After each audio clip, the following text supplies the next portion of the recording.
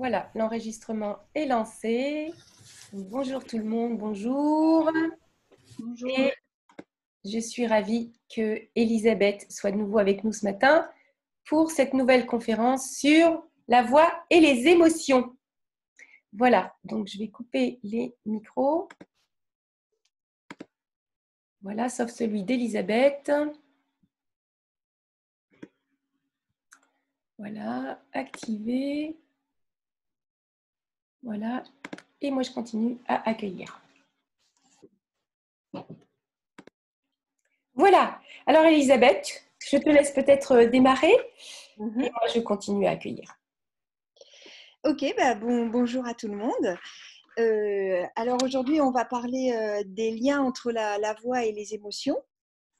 Alors, pour que les choses soient claires, moi, je ne suis pas psychologue, je ne suis pas psychiatre, donc je ne vais pas parler de pathologie mentale ou de pathologie psychologique ou psychiatrique. Je vais juste m'en tenir à ce que je sais moi en tant que phoniatre sur la voix et les émotions. Alors, sur ce que je sais moi, c'est peut-être un peu présomptueux, c'est plutôt ce que j'ai lu, ce que j'ai travaillé pour comprendre comment notre voix va être un médium des émotions.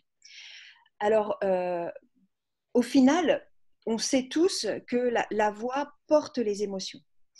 Moi, je trouve que ce qui est intéressant, c'est de comprendre comment on en arrive là. C'est-à-dire que comment la voix, finalement, simplement en écoutant donc la voix de quelqu'un, je vais être capable de dire, tiens, elle est triste, tiens, elle est contente, tiens, elle a des soucis.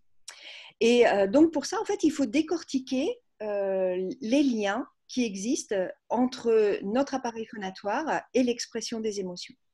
Et pour ça, ça nécessite des prérequis et c'est de ça surtout dont je vais vous parler ce matin.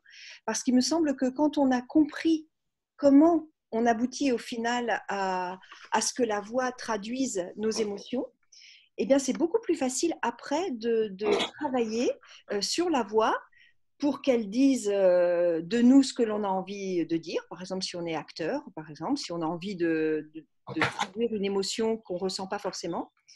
Et puis, dans la pathologie, pour ce qui me concerne plutôt moi, comment on peut faire en sorte que notre voix soit ne dévoile pas à tout le monde ce qu'on ressent, soit ne dévoile pas des caractères faussés de ce que l'on est, parce que notre voix a des particularités acoustiques qui vont faire croire à d'autres qu'on est dans un état émotionnel particulier. Donc pour ça, en fait, il y aura deux grands chapitres dans ce que je vais vous dire ce matin. Il y aura un premier chapitre qui concerne l'expression des émotions et un deuxième chapitre qui est la source d'émotions. C'est-à-dire que notre voix est à la fois le médium qui va transporter nos émotions de l'intérieur de notre corps à l'extérieur de notre corps, mais la voix va elle-même déclencher des émotions chez nous et chez celui qui nous écoute. Donc, on va essayer de comprendre en fait comment ça fonctionne pour en arriver là. Alors, première partie, donc, comment notre voix finit-elle par exprimer nos émotions? Eh bien, ça, c'est basé sur plusieurs éléments. Le premier des éléments, c'est les liens entre notre appareil phonatoire et notre cerveau. Il faut savoir que les liens qui unissent l'appareil phonatoire et le cerveau sont très particuliers. Ils sont très particuliers parce que le larynx, notamment, qui fait partie de l'appareil phonatoire, au départ, donc sur le plan phylogénétique, il n'est pas du tout un organe dédié à la phonation. Au départ, le larynx, c'est un organe sentinelle qui sert à protéger le corps. C'est-à-dire que dès qu'il y a un danger, il va se fermer, le larynx. Alors, danger, ça peut être un prédateur qui arrive, il va falloir prendre la fuite, donc il va falloir développer une activité musculaire très importante et le larynx va se fermer pour qu'on puisse se mettre en apnée et développer des efforts musculaires très importants. Autre danger, c'est lorsqu'un aliment, par exemple, se présente au-dessus du larynx. Là, le danger, c'est que cet aliment se pénètre dans les voies respiratoires et ça, c'est la mort assurée. Donc, quand il y a un aliment qui se présente au-dessus du larynx, le larynx se ferme. Ça, c'est ce qui se passe dans la déglutition. Euh, Par contre, lorsqu'on n'est pas en situation de danger, eh bien, le larynx va se relâcher, il va s'ouvrir. C'est ce qui se passe dans la respiration et par exemple dans le bâillement. C'est-à-dire si vous êtes en danger, si vous êtes stressé, vous n'arrivez pas à bâiller. Vous ne pouvez bâiller que quand vous êtes complètement relâché. Et donc, pour exercer notamment ces rôles de protection, le larynx fait partie d'une boucle neurologique qui est totalement automatique. C'est-à-dire qu'il y a des récepteurs au niveau du larynx qui vont envoyer des messages à des voies nerveuses que l'on dit afférentes, c'est-à-dire des voies qui vont vers le cerveau. Ces voies afférentes arrivent au niveau d'un centre de contrôle du larynx et de ce centre du contrôle naissent des stimulus qui vont repartir au larynx et qui vont modifier le niveau de contraction de la musculature laryngée. Pour que ce soit efficace, il faut que ce soit très rapide. Pour que ce soit très rapide, il ne faut pas que ça passe par la conscience. Donc c'est un fonctionnement de type réflexe qui se fait en dehors même de notre volonté. Alors bien entendu, après, notre cerveau va pouvoir moduler le fonctionnement de ces boucles de réflexes, mais globalement, l'innervation principale du larynx se fait de manière automatique. Et les premières fonctions du larynx sont des fonctions qui assurent la respiration, la déglutition et les efforts à glotte fermée. Le fait de produire de la voix, c'est ce qu'on appelle une exaptation. C'est-à-dire que c'est quelque chose, une nouvelle fonction qui est apparue au niveau du larynx, mais qui au départ n'était pas du tout dédiée à la voix. Donc cette phonation, elle est bien entendu consciente chez l'être humain et chez la plupart des mammifères aussi, mais par contre, elle se base sur un système nerveux qui, lui, fonctionne de manière automatique. Donc il y a des éléments que l'on va pouvoir contrôler dans notre voix, mais il y a tout un panel de fonctionnement au niveau du larynx qui sont liés à son innervation automatique. Et les émotions font partie de la régulation automatique du larynx. Alors, ce qu'il faut savoir aussi, alors ça va peut-être en surprendre beaucoup, c'est que du fait de son origine phylogénétique, le larynx a très peu de représentation consciente. C'est-à-dire que si on essaie de réfléchir, si j'essaie maintenant, moi, de réfléchir à la position dans laquelle se trouvent mes cordes vocales alors que je parle, bien que intellectuellement je connaisse parfaitement l'anatomie du larynx, je connaisse parfaitement la physiologie de la vibration des cordes vocales, au moment où je parle, je suis incapable de vous dire dans quelle position se trouvent mes cordes vocales et l'ordre que mon cerveau va donner à mes cordes vocales pour que je fasse un son aigu, par exemple. Je sais faire un son aigu, mais je ne sais pas comment mes cordes vocales vont se positionner pour arriver à faire ce son aigu. Donc, je prédis le résultat et mon larynx automatiquement se met dans la position de ce résultat. Ça, c'est parce que, en fait, la grande majorité de la commande neurologique du larynx ne se trouve pas à la surface de notre cerveau, donc ce qu'on appelle le cortex. Le cortex de notre cerveau, c'est le lieu où naissent les perceptions de notre corps. Alors, Isabelle, je crois qu'il faudrait que tu m'autorises. J'ai une image, mais il faudrait que je fasse un partage d'écran. Je ne sais pas si toi, tu peux faire ça. J'ai essayé, moi, mais on me dit qu'il faut que tu m'autorises. Ah, super. Fichier. Ah, mince. Box, mince. Bon, c'est pas grave. Je le ferai tout à l'heure. Souhaiterais. Là, parce que là, sinon, je vais... Enfin bref, je vous montrerai tout à l'heure que je ne sais pas si vous avez déjà vu cette représentation des coupes du cerveau, où on a en fait un petit bonhomme qui est représenté dans des proportions en fonction de la place que les perceptions occupent au niveau de notre cerveau. Ce petit bonhomme, on l'appelle l'homonculus. C'est un petit bonhomme qui a une tête énorme, des lèvres énormes, une langue énorme, mais qui par contre a un tout petit corps, des toutes petites jambes, qui a un énorme pouce, qui a des organes génitaux assez volumineux. Et donc, en fait, ça représente l'espace au niveau de notre cortex occupé par les perceptions liées à une partie de notre corps. Eh bien, quand on regarde l'homonculus et qu'on cherche la zone du larynx, eh bien, on ne la trouve pas. Il n'y a pas de zone corticale dédiée aux perceptions même du larynx. Donc ça veut dire que la plupart des perceptions que l'on a et que l'on localise au niveau du larynx, elles sont liées en fait aux organes situés autour du larynx et avec lesquels le larynx entretient des liens très forts, comme la langue par exemple, mais aussi comme les muscles du cou, comme la filière respiratoire, la mandibule, tout ce qui est en rapport avec le tonus. Donc ça aussi, c'est un argument supplémentaire pour dire que notre larynx a un fonctionnement très automatique. Et qui dit automatique, ça veut dire que dans de nombreuses situations, en fait, il nous échappe. Et il va fonctionner sans que l'on arrive parfois à remettre du contrôle à son niveau. Donc, on va pouvoir dire que le contrôle du larynx sur le plan neurologique est globalement automatique et inconscient.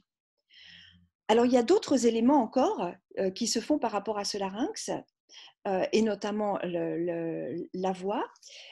C'est que ce larynx, bien qu'il ne soit pas conscient, il est en lien avec une partie très importante de notre cerveau, donc située dans la profondeur de notre cerveau, dans la partie très primitive de notre cerveau, que l'on appelle le système limbique. Le système limbique, c'est un ensemble de structures situées au milieu du cerveau qui contient des régions qui vont être responsables de la naissance des émotions, mais aussi de la mémoire, et de la gestion d'un certain nombre de fonctions automatiques. Eh bien, on a découvert que l'innervation du larynx est en lien très fort avec le système limbique. Donc, en fait, les émotions qui sont stockées, mémorisées, mais aussi les éléments de la mémoire, vont déclencher des états de fonctionnement particuliers du larynx. Et donc, ce qui explique, bien entendu, le fait que le larynx soit un organe qui va réagir de manière très rapide et automatique aux différents états émotionnels.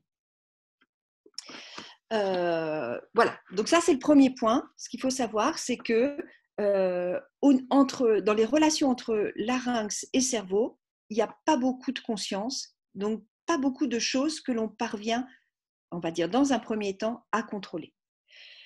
Alors, l'autre point qui est important pour le décryptage des émotions, c'est qu'il faut savoir que décrypter les émotions, c'est ce que l'on fait automatiquement depuis notre naissance.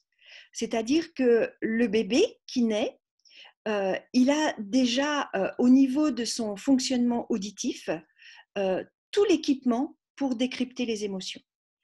En effet, vous savez, je pense, que le bébé entend déjà pendant la grossesse. Donc, on dit classiquement qu'à partir du 7e mois de grossesse, l'oreille de l'enfant est fonctionnelle. Il entend. Alors, il n'entend pas tout, parce que d'abord, il baigne dans du liquide. Et lorsque l'oreille est dans du liquide, elle n'entend pas grand-chose, mais elle entend quand même des éléments. Et d'autre part, il entend surtout les bruits du corps de sa mère. Il va entendre aussi les bruits qui se trouvent autour du corps de sa mère, mais ces bruits vont être très déformés par la présence du liquide. Et finalement, le bébé va surtout percevoir les variations de hauteur des bruits et notamment des voix. Donc, très tôt, bien avant sa naissance, le bébé sait déjà reconnaître les variations de hauteur. Et donc, à la naissance, il y a beaucoup d'études qui ont été faites sur les compétences auditives des bébés, notamment par rapport au langage.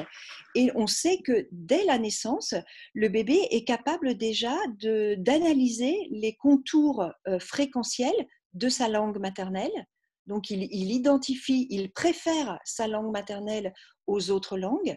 Il préfère la langue de sa mère, enfin la voix de sa mère aux autres voix. Et ça, c'est parce qu'il s'est entraîné déjà pendant la grossesse à identifier les voix. Donc, lorsqu'il naît, le bébé est particulièrement compétent pour analyser les contours fréquentiels de la voix. Et les émotions, c'est justement porté par des variations de hauteur de la voix. Et donc, très tôt, dès la naissance, le bébé va percevoir les variations de hauteur des voix qu'il entend, et notamment de la voix de sa mère. Alors, je fais ici une parenthèse. Quand on parle d'un bébé et des relations avec sa mère, en fait, on fait surtout référence aux relations que le bébé entretient avec un adulte qui exerce la fonction maternelle. C'est-à-dire que quand je dis il est porté par sa mère, je devrais dire à chaque fois, il est porté par la personne qui exerce à ce moment-là la fonction maternelle. Donc, ça peut être le père de l'enfant, ça peut être sa mère, ça peut être une grande sœur, ça peut être la nourrice, ça peut être l'éducatrice de la crèche. Donc, c'est quelqu'un qui entre en relation avec le bébé pour exercer une fonction maternelle. Alors, dans la plupart des cas, au début, en tout cas dans les premières semaines, c'est essentiellement sa mère qui va exercer cette fonction maternelle. Mais ça peut représenter plusieurs personnes. Ce que je veux dire, c'est par mes propos, j'exclus pas les autres personnes qui s'occupent du bébé et certainement pas le père, bien entendu. Et donc ce bébé, dont l'équipement auditif est tout à fait prêt à faire de l'analyse fréquence, lorsqu'il est porté par sa mère, il va aussi éprouver le fonctionnement du corps de sa mère. C'est-à-dire qu'en fonction de l'état émotionnel dans lequel se trouve sa mère, il va bien entendu entendre les variations de la prosodie, de la fréquence de la voix de sa mère, mais il va aussi ressentir dans le corps à corps les tensions musculaires de sa mère. Et il va, de ce fait, très tôt mémoriser à la fois le contenu émotionnel par les variations de hauteur et aussi les manifestations physiques des émotions. Et donc, très très tôt, le bébé est capable d'identifier les émotions de son entourage. Et les spécialistes du développement du petit enfant, donc on pourra en parler si vous le souhaitez, disent que dans les premiers mois de la vie, les échanges de communication entre un bébé et les adultes qui l'entourent se font essentiellement par des échanges d'affect, des échanges émotionnels. C'est-à-dire que le bébé va comprendre les intentions de l'adulte par l'intermédiaire des émotions exprimées par cet adulte. Et à l'inverse, l'adulte va percevoir les demandes de l'enfant par l'expression des émotions de cet enfant. Donc, très tôt, nous sommes tous capables de décoder les émotions. C'est quelque chose que l'on fait et probablement c'est la première chose que l'on fait dès que l'on arrive au monde, c'est percevoir les émotions. Alors, bien sûr, par le biais de ce que l'on entend de la voix, mais pas seulement. Il y a énormément d'indices et le porter, la façon dont on est porté est un élément extrêmement important pour percevoir les tensions ou pas de tension dans le corps de celui qui nous porte. Donc c'est vraiment ce lien entre le tonus musculaire et les variations de hauteur qui vont construire les émotions chez le bébé. Voilà, je suis moi ma trame. Donc très tôt, le bébé perçoit les émotions de son entourage. Et très tôt aussi, il va communiquer ses propres émotions, alors qui sont au départ pas forcément des émotions, qui sont plutôt des affects, c'est-à-dire des états dans lesquels il se trouve. Et c'est très intéressant de reprendre un petit peu l'histoire de la voix du bébé. Au départ, le bébé, eh bien, il refait en fait le parcours phylogénétique, c'est-à-dire que son larynx, c'est essentiellement un organe de protection. C'est-à-dire ça va lui permettre de respirer et ça va lui permettre de s'alimenter sans aucun danger. Et c'est très secondairement qu'il va se servir de son larynx pour faire de la voix et communiquer. Et au départ, les vocalisations produites par le bébé, donc dans le premier mois, on va dire, elles sont essentiellement réflexes. C'est-à-dire que le bébé, par exemple, va avoir un état de tension parce qu'il a une colique, il va contracter son corps parce qu'il a mal, et au moment où il va se relâcher, il va expirer et faire passer du son entre ses cordes vocales.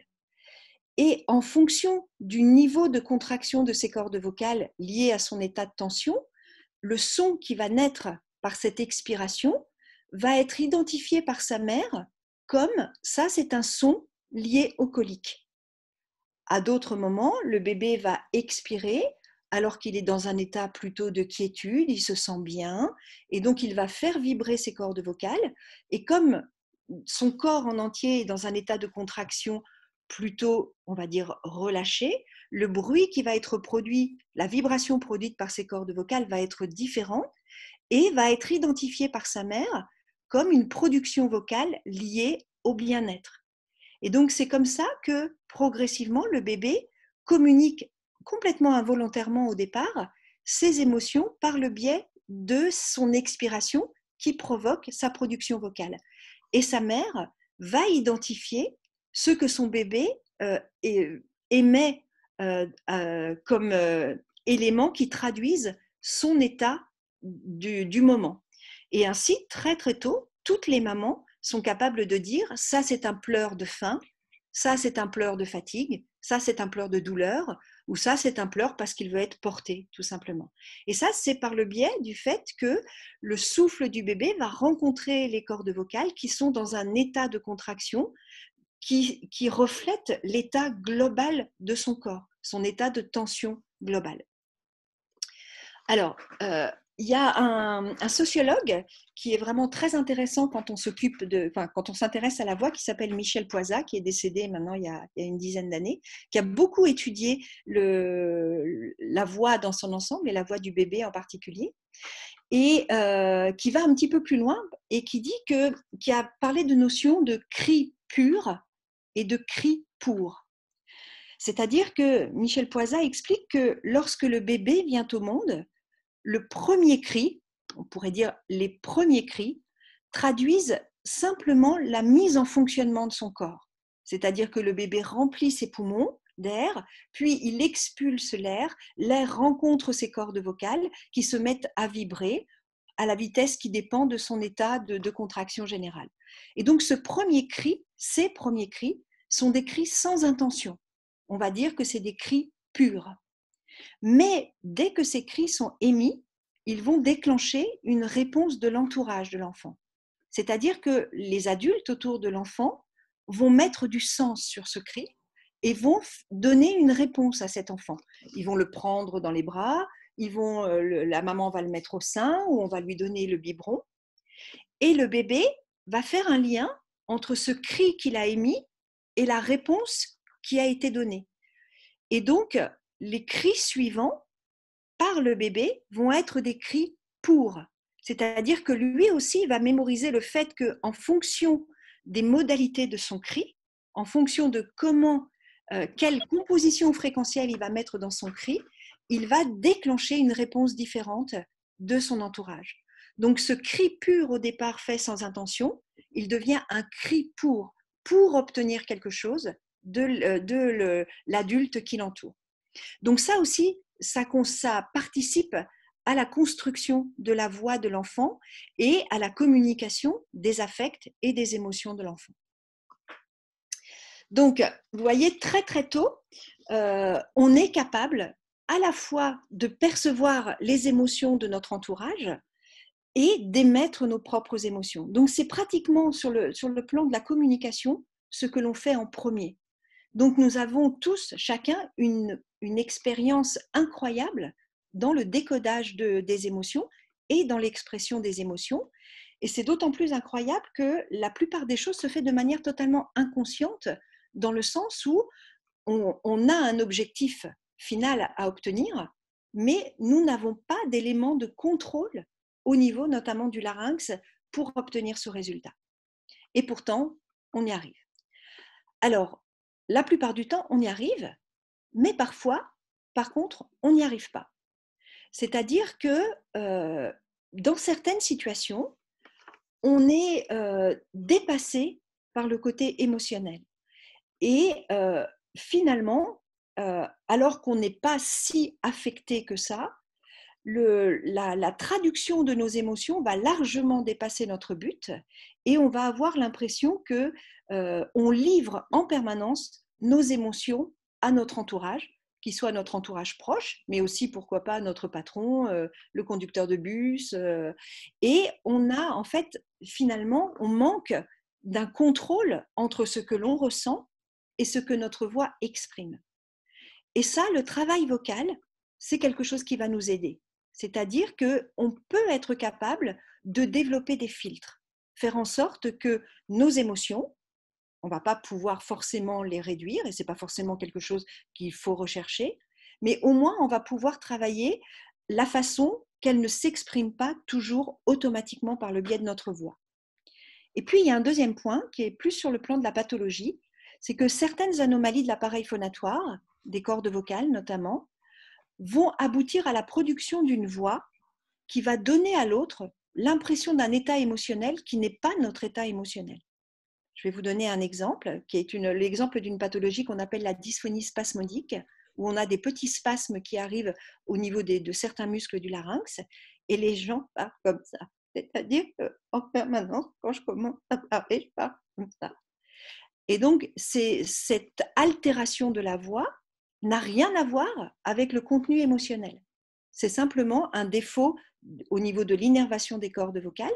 Et ces personnes, par exemple, qui viennent me consulter pour ce genre de problème, la plainte essentielle, c'est « j'en ai marre qu'on me demande pourquoi je suis triste ». Je ne suis pas triste. J'ai un défaut au niveau de ma voix, mais en aucun cas, je suis triste. Mais ça, c'est parce que le cerveau de l'individu qui entend une voix qui est comme ça un petit peu hachée, un petit peu spastique, un petit peu tremblotante, lui, depuis longtemps, il l'a mémorisé comme un indice de tristesse pour celui qui émet cette voix particulière. Et donc, le travail de la voix, là encore, peut être un élément important, donc de mettre un filtre entre la voix et le ressenti émotionnel. Donc, bien que le contrôle de la voix soit globalement très automatique, en tant qu'être humain, on a quand même la capacité de poser des filtres. Mais ça passe par le biais du travail, dans le sens où ce n'est pas quelque chose d'automatique. Il va falloir développer un contrôle, et donc mieux on connaît son appareil vocal, plus ce contrôle va être facile à mettre en place. Là, on a donc terminé rapidement, parce qu'on pourrait vraiment en parler pendant des heures, mais donc là, j'ai essayé de vous montrer un petit peu les sous-bassements qui sont à la source de notre voix comme expression des émotions. Et puis décodage, bien entendu, des émotions. Alors, il y a un autre versant, c'est le fait que la voix, en elle-même, est également source d'émotions. C'est-à-dire que le fait d'entendre une voix, mais le fait aussi de produire la voix, va être à l'origine de la naissance d'émotions. Et ça aussi, c'est basé sur un certain nombre de fonctionnements automatiques, dont certains sont partagés avec un grand nombre d'animaux, enfin de mammifères en particulier. Et premier élément, c'est ce que l'on appelle le code biologique fréquentiel. Dans le monde animal, la voix véhicule des informations sur l'individu qui produit la voix, et ce, quelle que soit l'espèce considérée. L'humain, bien entendu, mais aussi tous les animaux. Et d'une manière générale, plus la voix est grave, plus l'idée qu'on se fait de cet individu, animal ou être humain, est celui d'un individu volumineux. Ça, c'est notre cerveau animal qui le fait, d'emblée. À l'inverse, plus la voix est aiguë, plus notre cerveau se donne l'image d'un individu petit au niveau de sa représentation. Exemple, si vous pensez là maintenant à un éléphant, bah, vous savez que la voix de l'éléphant est très grave. Ça va avec. Hein. Si vous pensez à une souris, vous savez que la voix de la souris est très aiguë. Donc ça se fait de manière tout à fait automatique. Et c'est particulièrement important dans le monde animal. Et on donne généralement comme exemple pour l'imager le rôle de la fréquence du brame à la saison des amours. Donc, le rôle du brame est très important dans le choix des partenaires. La plupart du temps, le brame a lieu la nuit. Et l'intérêt de la biche va se porter sur le brame le plus grave, le plus fort, mais la fréquence la plus grave. Pourquoi ? Parce que dans ce cerveau de biche, elle se représente un cerf très grand, très fort, et pour elle, c'est d'une part un avantage reproductif, et d'autre part, ce cerf très fort, il la protégera, elle et sa progéniture. Donc le choix de la biche va se faire vers le cerf qui a le brame le plus grave. Alors, ce qui est malheureux, vous allez me dire, c'est que dans les interactions humaines, ce code biologique fréquentiel, il fonctionne aussi. Le problème, c'est qu'il fonctionne à bas bruit. C'est-à-dire qu'on ne se rappelle plus qu'on est des animaux et on n'a pas conscience que la hauteur de la voix a aussi cet effet-là sur nous. Et en tant qu'auditeur humain, on va aussi associer inconsciemment la fréquence de la voix d'un autre humain à des significations qu'on va dire primaires. C'est-à-dire, en gros, si on entend une voix grave, dans notre cerveau animal, on va se représenter un individu fort, grand, peut-être dangereux, Et donc, d'emblée, ça va entraîner un comportement chez nous. On va se positionner par rapport à cet individu. Et en fonction de notre personnalité, de l'émotion que la voix va produire, on va plutôt se mettre en position basse par rapport à cet individu ou au contraire en position haute.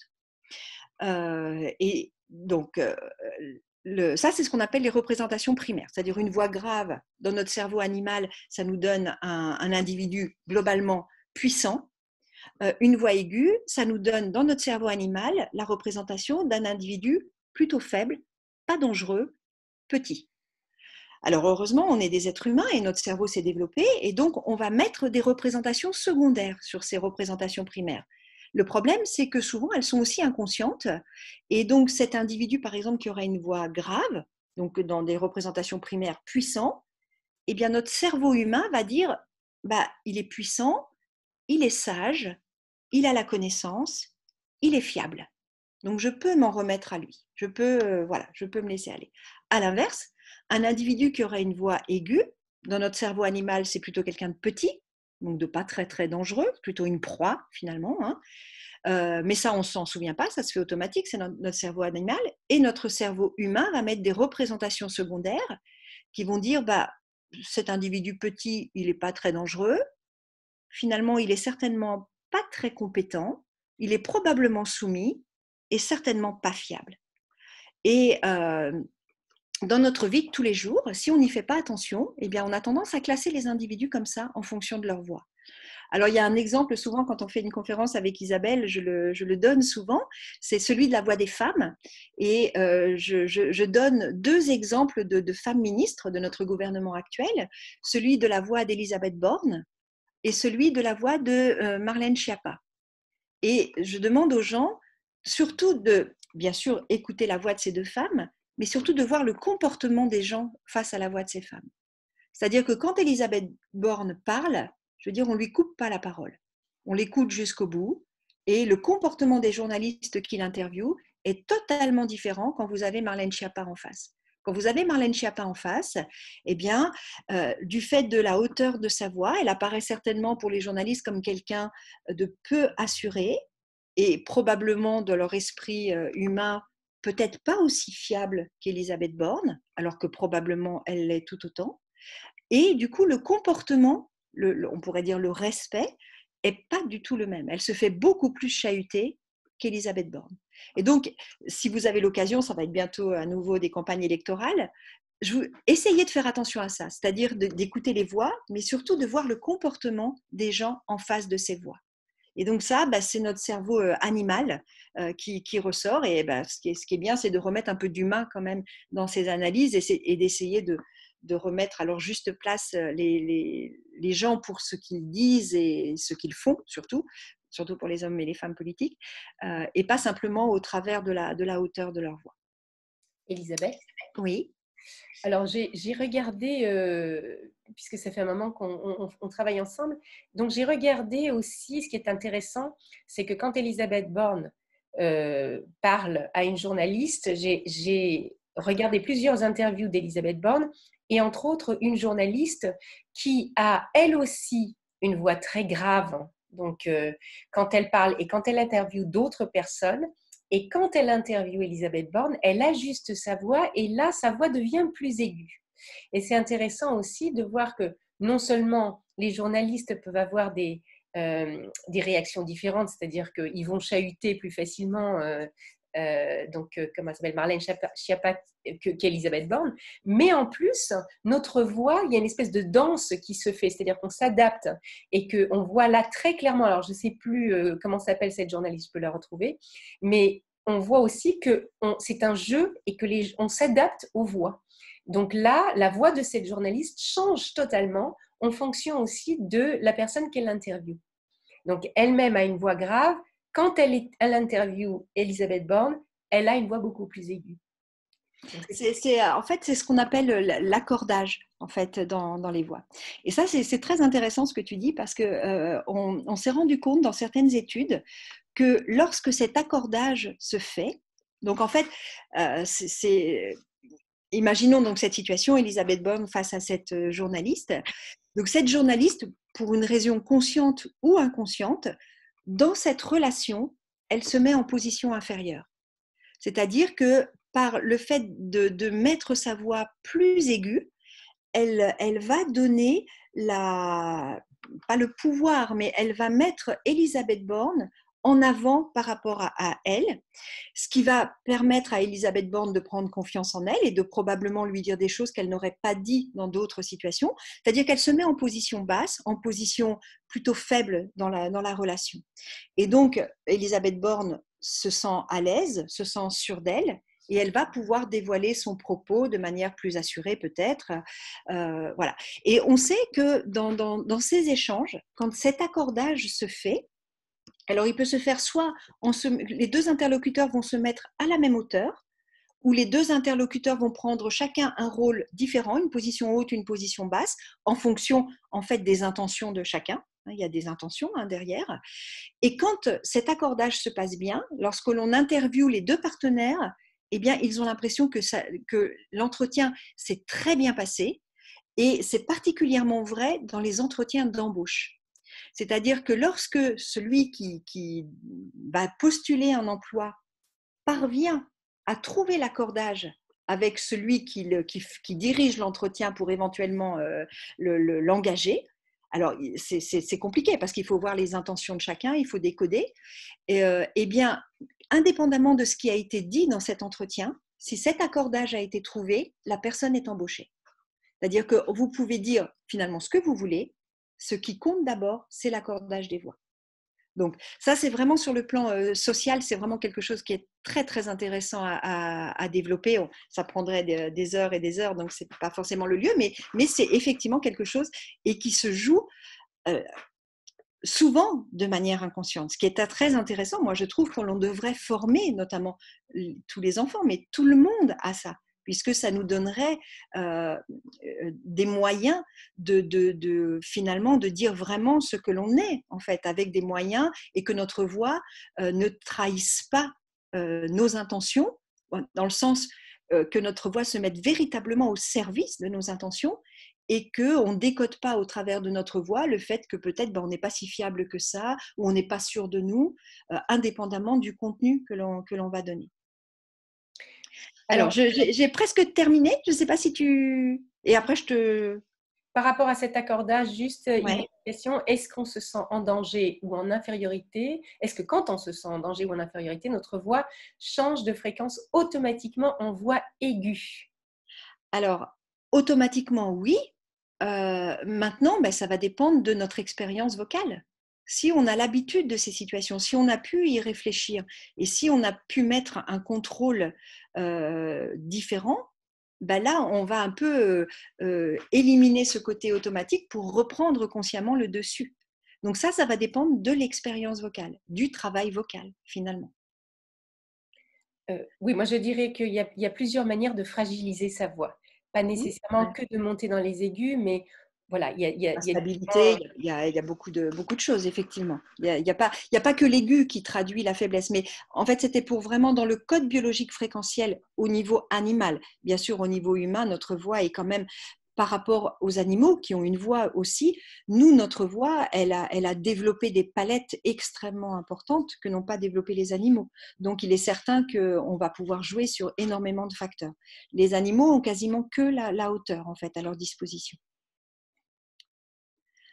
Voilà, alors pour terminer, j'ai bientôt fini pour finir pour essayer de comprendre pourquoi la voix. Donc là, on était dans le chapitre la voix est donc non seulement la modalité d'expression des émotions, mais elle est aussi en elle-même source d'émotions. Donc on a vu par le biais du code biologique fréquentiel, mais c'est aussi par donc certaines voix, je pense que ça vous est arrivé, en tout cas j'espère que ça vous est arrivé, certaines voix vont déclencher chez nous une tempête émotionnelle. On va ressentir soit quelque chose d'insupportable à l'écoute de certaines voix, et au contraire des moments de jouissance extrême à l'écoute de certaines voix. Il y a beaucoup d'auteurs aussi qui ont essayé de comprendre pourquoi. D'où ça vient, cette espèce de torrent émotionnel déclenché par certaines voix et qui est propre à chacun d'entre nous. Une voix va déclencher quelque chose chez une personne, mais ne le déclenchera absolument pas chez une autre. Et donc, les gens qui ont cherché à comprendre ont émis, parmi les hypothèses, il y en a certainement beaucoup d'autres, mais une des hypothèses qui est partagée par beaucoup de chercheurs, on va dire, c'est le fait que certaines voix, l'écoute de certaines voix, vont nous ramener inconsciemment très en arrière. C'est-à-dire que très en arrière, c'est à l'époque où, lorsque l'on était bébé, nourrisson, finalement, on avait une appétence orale. C'était comme si on mangeait, comme si on ingurgitait la voix, et notamment la voix à nouveau de la mère, cette voix particulière que les adultes utilisent pour s'adresser à des bébés, ce qu'on appelle en français le mamanet ou encore le baby talk ou le motherese. Donc quand on s'adresse à un bébé, on ne s'adresse pas de la même façon que lorsqu'on s'adresse à un enfant plus grand ou à un adulte. On utilise une hauteur particulière, un rythme particulier qui est particulièrement adapté au bébé et particulièrement apprécié par le bébé. Et ces chercheurs ont étudié les caractéristiques de ce parler bébé et ont montré dans toutes les langues du monde que quand un adulte s'adresse à un bébé, il va modifier les caractéristiques de sa voix. D'abord, il va élever la hauteur de sa voix. Il va modifier la structure et la syntaxe des phrases qui vont être simplifiées. Il va y avoir des répétitions, il va y avoir des pauses plus longues, il va y avoir des accentuations plus marquées, le rythme va être ralenti, il va y avoir des variations dans la prosodie que l'on retrouve dans la voix chantée, dans la musique. Par exemple, on va retrouver des staccato, des crescendo, des décrescendo, des ritardando, enfin tous les termes que l'on retrouve dans la musique, on le retrouve dans le parler bébé. Et on se demande finalement si ces éléments du baby talk ne sont pas inconsciemment retrouvés dans certaines voix et nous replongent, pareil, de manière très inconsciente, à ce moment de notre vie où finalement on entendait la voix comme on boit du lait, comme on est complètement abandonné dans les bras de l'adulte qui nous porte, et que peut-être c'est pour ça qu'on ressent tellement d'émotions à l'écoute de certaines voix. Alors, il y a probablement d'autres éléments qui les expliquent, mais pour l'instant, en fait, c'est une des hypothèses sur lesquelles tous les auteurs s'accordent. Et puis enfin, pour terminer mon propos, lorsqu'on chante ou lorsqu'on travaille sa voix, pourquoi est-ce qu'on a autant de plaisir finalement à chanter? Et là aussi, une des hypothèses, c'est qu'on se replace peut-être, là aussi, à l'époque où bébé, on commençait à explorer notre corps pour produire notre voix, pour produire les premiers sons, et que finalement, la voix, quand on était bébé, était le premier sens avec lequel on se donnait du plaisir, avec lequel on explorait notre corps, pas simplement l'appareil phonatoire, mais aussi l'abdomen, les bras, le cou. Et finalement, on se demande si celui qui chante, notamment, ne refait pas le chemin qu'il faisait lorsqu'il était bébé et qui découvrait au travers de sa voix toutes les émotions liées à la production vocale par le corps. Voilà, j'ai fini pour ce tour de la voix et de l'émotion. Merci Elisabeth. Il peut y avoir aussi comment dire, des réceptions contradictoires dans les émotions, c'est-à-dire qu'on peut avoir aussi la voix d'une maman qui dit des choses et son corps qui en dit d'autres. Ou une maman qui dit des mots et qui en vit d'autres, c'est-à-dire on peut ce qui va induire un espèce de stress ou d'incompréhension, c'est-à-dire que on ne sait plus finalement si les mots qu'on reçoit et la voix qu'on reçoit est fiable, et ça peut induire beaucoup de confusion. Donc ça peut être lié aussi à peut-être plus tard à une sensibilité ou une méfiance ou une émotion négative, ou tout simplement parce qu'on n'arrive plus à décoder finalement l'information qu'on a eue. Est-ce que c'était quelque chose de positif? Est-ce que c'était quelque chose de négatif? Parce que la voix disait quelque chose, le corps en disait d'autres. Donc il peut y avoir aussi un lien entre est-ce que ces messages contradictoires qu'on reçoit dans l'enfance peuvent induire après un rejet d'une voix ou pareil, si je me fais agresser par quelqu'un qui va me dire, ou avec une voix très sensuelle, ou sa voix va me donner des informations qui vont m'attirer quelque part, mais en même temps, c'est une personne qui me fait du mal. Donc, par la suite, mon cerveau associe cette voix-là à quelque chose de négatif ou de très confus, en tous les cas. Voilà. Donc, ça, c'était juste, je ne sais pas, hein, Elisabeth, ce que tu penses de ça. Oui, bien sûr, bien sûr. Je te pose aussi les questions. Ces tempêtes d'émotions nous protègent ou nous mettent en confiance parce que nous les avons entendus petits, point d'interrogation. Mais pourquoi certaines personnes n'aiment pas chanter ou n'aiment pas leur voix si c'est un retour aux sources? Voilà une question. Les femmes ont en général une voix plus aiguë. Comment cela est-il pris selon notre cerveau animal? Est-ce qu'on se sent en danger ou en infériorité? Notre voix change de fréquence automatiquement. Envoyez ça, je te l'ai déjà posé. Et puis, il y avait encore une question un peu plus haut qui était plus en relation. J'ai une question lorsqu'elle parle du souffle qui passe et fait vibrer les cordes vocales, quand l'enfant est en tension, par exemple, elle fait référence aux pleurs, point d'interrogation. Comment naissent les pleurs sur le plan vocal? Voilà, je crois que j'ai posé toutes les questions. Euh, alors, la première question, donc les tempêtes d'émotions, je ne suis pas sûre qu'elles nous protègent hein, toujours. Hein. C'est on est envahi par des émotions, on est dans un moment où on ressent très très fortement les choses et dans certaines situations, ça nous met en danger, pas forcément, mais ça va nous perturber quand même, on perd le contrôle. Et perdre le contrôle, c'est pas forcément être en confiance et en situation assurée. Mais parfois aussi, perdre ce contrôle, accepter d'être inondé par les émotions, c'est le prix à payer pour ressentir ces émotions. Alors, pourquoi certaines personnes n'aiment pas chanter si la voix est un retour aux sources? Je pense que ce n'est pas forcément automatique. C'est-à-dire que, d'abord, n'aiment pas chanter. Est-ce que c'est n'aiment pas chanter en public ou n'aiment pas chanter du tout?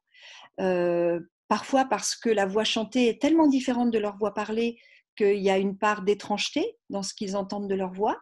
Et d'autre part, il y a parfois eu des réflexions sur leur voix chantée qui font que peut-être à un moment on leur a dit mais tu chantes faux, tu ferais mieux de pas chanter, mais qu'est-ce que c'est que cette voix de casserole et ça peut être des éléments qui vont marquer à vie la personne et qui vont l'empêcher justement d'utiliser cette modalité de voix chantée. Donc c'est pas forcément automatique. Il y a des gens pour qui ressentir des émotions, c'est être en danger. C'est pas forcément simple de ressentir des émotions. Hein, donc c'est pas. Je pense que de dire que les tempêtes d'émotions nous protègent, moi je pense pas toujours. Pas toujours. C'est accepter une part de laisser aller. C'est pas forcément être en sécurité. Mais c'est le prix à payer pour percevoir les émotions. Et de même, chanter devant quelqu'un, notamment, c'est dévoiler une part de nous qu'on n'a pas forcément l'habitude de dévoiler ou qu'on n'a pas envie de dévoiler. C'est un autre nous-mêmes et enfin, j'en parle d'autant plus que c'est mon cas. Chanter, pour moi, c'est quelque chose de compliqué. Alors que je n'ai aucun problème pour parler en public, chanter en public, pour moi, c'est extrêmement compliqué. Alors que chanter pour moi toute seule ou avec ma famille, ça ne me pose pas de soucis. Donc, pourquoi il faudrait que j'aille plus loin dans l'analyse, mais voilà, c'est compliqué. Le rapport à la voix et à la voix chantée en particulier est très compliqué. Alors, je crois qu'il y avait la question par rapport à la voix aiguë des femmes. Le fait que la voix des femmes soit plus aiguë que la voix des hommes, c'est avant tout un état de fait anatomique. Hein. Après la mue, le passage du corps de l'enfant au corps de l'adulte s'accompagne de modifications de l'appareil phonatoire qui va transformer la voix en une voix plus grave chez l'homme que chez la femme.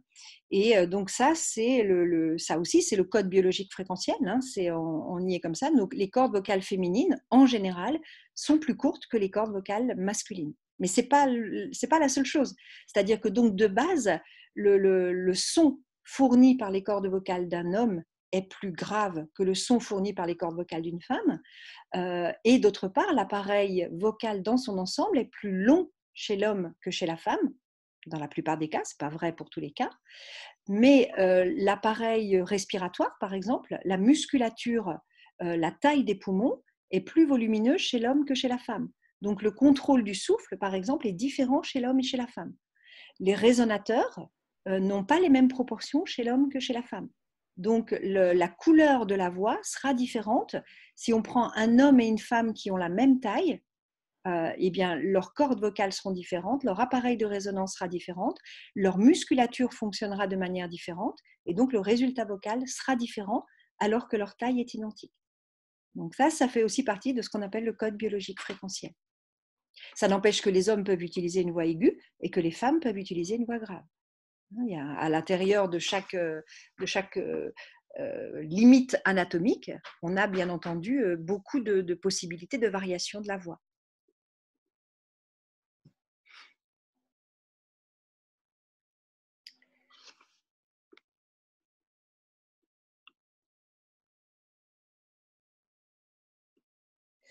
Alors, alors, il y avait l'histoire du bébé aussi. Alors, ça, c'était avant. Je reviens en avant.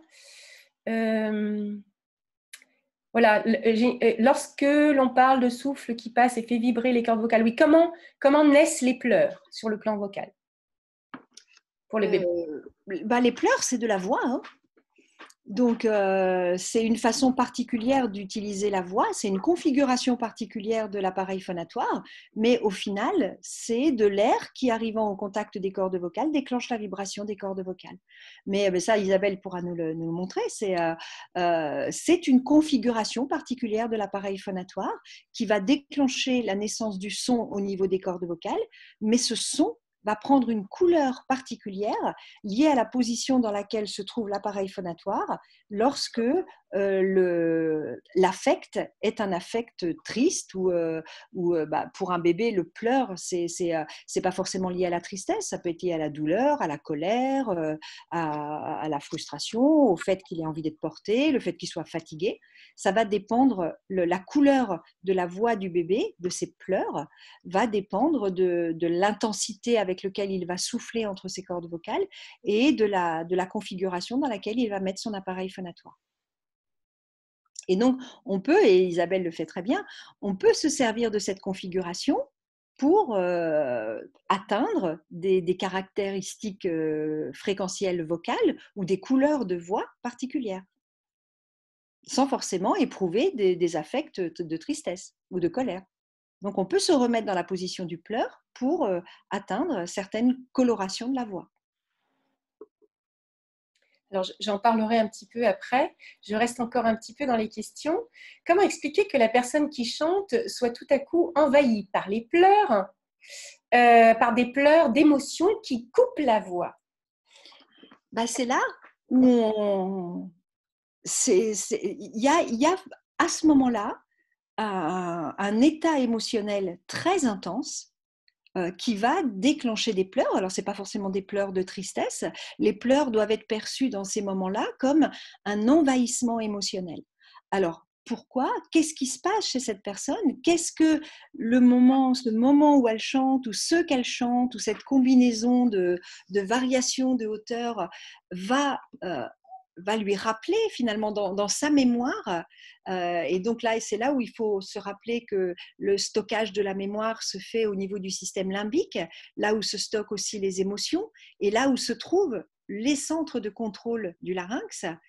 Il se passe quelque chose à ce moment-là qui fait que ce système limbique se met à décharger, à fonctionner, et il y aura du coup en même temps cette espèce de flux d'émotions en rapport probablement avec un élément mémoriel, mais dont la personne n'a pas forcément conscience. Et comme le système limbique est relié au larynx, eh bien, ça se traduira par une manifestation laryngée. Alors, il est intéressant de constater qu'une voix très travaillée, avec une excellente technique vocale, provoque parfois moins d'émotions sur l'auditeur qu'une voix moins travaillée. Et oui, parce qu'une voix travaillée, ça va être une voix qui finalement met des filtres. C'est-à-dire que cette voix, elle va être détachée des ressentis émotionnels de celui qui l'émet. Alors qu'un chanteur peut-être moins aguerri va par moments se laisser envahir par ses émotions. Il n'aura pas ces filtres-là. Et donc, on ressentira dans sa voix son ressenti émotionnel parce que son larynx traduira l'émotion ressentie par la personne. Alors, encore, est-ce qu'on pourrait dire que c'est aussi le fait d'étirer et exagérer les mélodies et rythmes vocaux qui rapprochent l'auditeur de souvenirs de bébé et que par conséquent, le chant joue un rôle très spécifique. Le chant, c'est parler avec des voyelles très longues. Chanter, c'est du mot Thérèse, du mamané pour adultes, et que la musique participe aussi à ce rôle. C'est, je pense, très vrai. C'est-à-dire que la particularité du chant, c'est la durée des voyelles. Et les voyelles, d'abord, c'est du son, c'est-à-dire c'est vraiment, à la différence des consonnes qui sont du bruit, les voyelles, c'est doux, c'est quelque chose de régulier. Et tout ce qui est régulier est plus facile à traiter que ce qui est irrégulier sur le plan du cerveau. Donc, le chant, c'est finalement plus facile à analyser par notre cerveau, c'est plus reposant d'écouter du chant que d'écouter de la voix. Et puis, par ailleurs, c'est un petit peu ce que je disais tout à l'heure, quand on étudie la structure mélodique du mamanais, hein, du Motherese ou du Baby Talk, eh bien, il y a des liens très proches avec la structure mélodique de la musique et de la voix chantée. Donc, moi, je pense que oui, je suis tout à fait d'accord avec ça. Alors, je trouve que alors, si on maîtrise notre voix avec nos émotions, nous pouvons duper les gens, ce qui donne quelque chose d'artificiel. Et oui, mais qu'est-ce que vous croyez que font les hommes politiques? Quand ils sont sur un marché, par exemple, quand ils sont dans un studio de télévision ou de radio, quand ils sont en campagne électorale, quand ils rameutent les foules, est-ce que vous pensez que leur voix est la même que quand ils sont chez eux en famille? Ben, ils apprennent, la plupart. Alors certains y arrivent avec un peu plus d'efficacité que d'autres, mais oui, ils apprennent à mettre dans leur voix des émotions qui vont nous toucher parce que la voix, enfin, le contour mélodique de la voix nous touchera plus et de manière plus inconsciente que le contenu de leurs propos. Et ça, il y a un travail très intéressant, pareil, il faudra que je vous donne des références bibliographiques, mais il y a un travail de thèse qui a été fait sur la voix du leader. Comment, en fait, un leader, qu'il soit un homme politique, un gourou, quelqu'un qui… en fait, comment on arrive à devenir leader par sa voix? C'est on arrive à faire passer dans notre voix des émotions qui vont toucher le public, toucher ce public à un moment donné. Et donc, c'est être capable, à un moment donné, effectivement, de faire passer dans notre voix des émotions qu'on ne ressent pas forcément. Alors, ça, c'est pas forcément vouloir duper, mais ça peut être aussi jouer des émotions quand on est acteur ou quand on est chanteur. C'est aussi important de faire passer par notre voix les émotions qui sont liées au texte ou au scénario qu'on est en train de jouer. Donc, c'est pas forcément pour duper, pour tromper l'autre. Ça peut être aussi pour faire passer un message.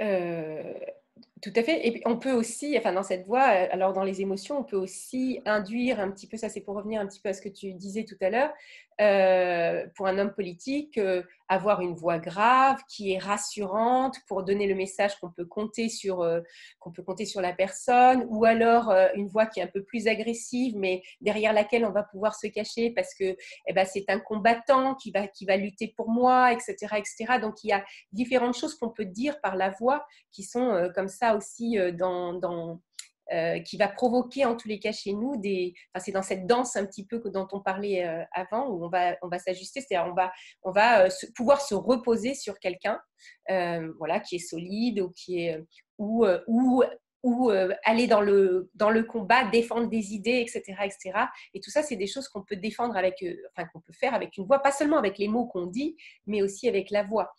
Donc, et c'est vrai qu'un comédien et un chanteur, dans l'interprétation des textes, on a besoin de pouvoir maîtriser ses émotions parce qu'on va pouvoir créer un imaginaire ou livrer une histoire qui n'est pas seulement une histoire avec des mots, mais une histoire aussi avec sa voix. Alors, moi, je vais peut-être, parce que là, il y a des questions concernant le trac aussi, évidemment. Donc, le trac peut avoir des effets très négatifs sur la voix du chanteur, resserrement de la gorge, assèchement, à tel point qu'on en vient davantage à craindre ces modifications plutôt que le public en tant que tel. Comment contrôler ça ? Moi, je dirais que ça se travaille. Moi aussi. Et puis après, on a un certain travail d'acteur qu'on peut appeler jouer vrai. C'est de provoquer des émotions réelles, en tout cas sur le plan musculaire et physique, qui ensuite modifient la qualité de la voix et pas de façon cliché. Voilà, donc il faut effectivement qu'on soit crédible, si je comprends bien, et qu'en fait, quand on rentre dans des caricatures, effectivement, l'autre ne va pas nécessairement croire à l'émotion qu'on produit. C'est-à-dire que si je prends par exemple le rire, qui est quelque chose de très compliqué sur scène en tous les cas, le rire, donc faire un l'autre va pas croire à mon émotion. Je joue à rigoler. Donc après, c'est comment est-ce que je vais rigoler de manière suffisamment sincère, on va dire, pour que l'autre croie à mon rire. De la même manière pour le pleur, si je fais on ne va pas nécessairement croire que je pleure. Donc ça peut être ce que je veux. On peut aller dans la caricature. Mais si on veut vraiment croire aux pleurs, à ce moment-là, il va falloir que effectivement, je mette mon instrument vocal dans une configuration qui permet à l'autre de ressentir cette tristesse. Alors, c'était un petit peu ça dont moi je voulais parler. Merci pour le lien voix et leader. Je pense aux coachs sportifs, à leur salle de sport, pour être entendu en entraînant.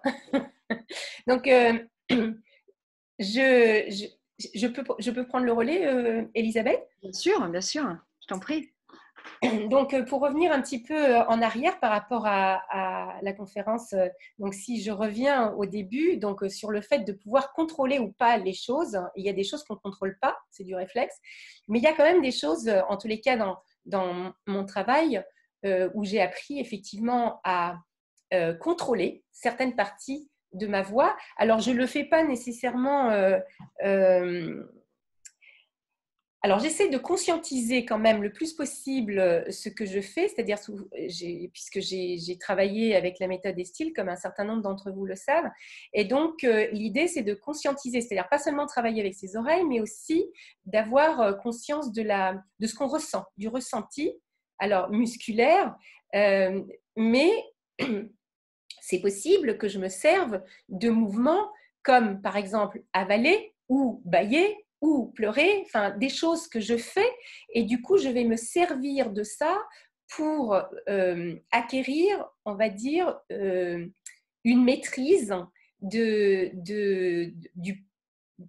fonctionnement ou du positionnement de certaines parties de mon appareil vocal. En tous les cas, j'ai eu l'impression de pouvoir contrôler, en travaillant beaucoup, de pouvoir contrôler justement ou ajuster le positionnement de certaines parties de mon appareil vocal. Et du coup, alors dans cet appareil vocal, on a ce qui produit le son, les cordes vocales, mais après on a tous ces résonateurs dont tu parlais et qui se positionnent effectivement d'une certaine manière quand on ressent certaines choses. Alors, je vais prendre par exemple, alors si on revient au trac, puisqu'on parle du trac, et puis aux émotions de la peur, par exemple, hein, quand je ressens un danger, donc mon instrument va... donc, il va y avoir un réflexe qui est je ferme le larynx pour me protéger. J'ai peur. Donc, mon cerveau me dit il y a danger, attention, il faut te protéger. Mon cerveau, donc, provoque, donc ça, c'est pas conscient, la fermeture du larynx. Okay, et dans ce larynx, si on va voir un petit peu de plus près, comment il se ferme, il peut se fermer à plusieurs étages. Il va se fermer au niveau des cordes vocales, il peut se fermer au niveau des bandes ventriculaires ou des fausses cordes vocales qui sont juste au-dessus. Et il peut se fermer aussi avec l'épiglotte qui va venir couvrir le larynx. Et en plus, en montant, en allant se coller sous la langue. Donc, il y a plein de choses qui peuvent s'enclencher, qui vont fermer ce larynx. Mais quand j'ai le trac, l'information qui arrive à mon cerveau, c'est attention, danger. C'est des petits dangers, mais c'est petit danger, petit danger, petit danger. Voilà, et donc il faut se protéger. Et du coup, mon larynx va se fermer. Et il peut éventuellement, au niveau des cordes vocales, les cordes vocales, elles vont travailler, elles vont s'ouvrir et se fermer. Par contre, au niveau des fausses cordes vocales, par-dessus, eh bien celles-ci, quand je stresse, quand j'ai peur, eh bien elles vont se rapprocher l'une de l'autre, elles vont venir recouvrir les cordes vocales et empêcher les cordes vocales de continuer à faire du son. Ça va arrêter le son. Et si elles se ferment complètement, elles se touchent, eh bien il n'y a plus de son possible. Donc ça peut expliquer effectivement que quand j'ai le trac, je n'arrive plus à produire du son. Mon système de protection est tellement bien rodé, il s'est tellement bien enclenché que ça m'empêche de faire du son, tout simplement. Donc, si j'arrive à travailler sur, déjà conscientiser ça, c'est-à-dire conscientiser quand est-ce que ça se ferme et quand est-ce que c'est ouvert, je vais pouvoir travailler là-dessus et garder un larynx ouvert quand je parle. Voilà, donc c'est du travail parce qu'il va falloir que je me mette en condition, que je connaisse bien mon instrument et que je sache quel exercice faire pour ne pas perdre ma voix quand je commence à chanter ou quand je commence à parler. Alors, on peut essayer, si vous voulez. Alors, je vais juste...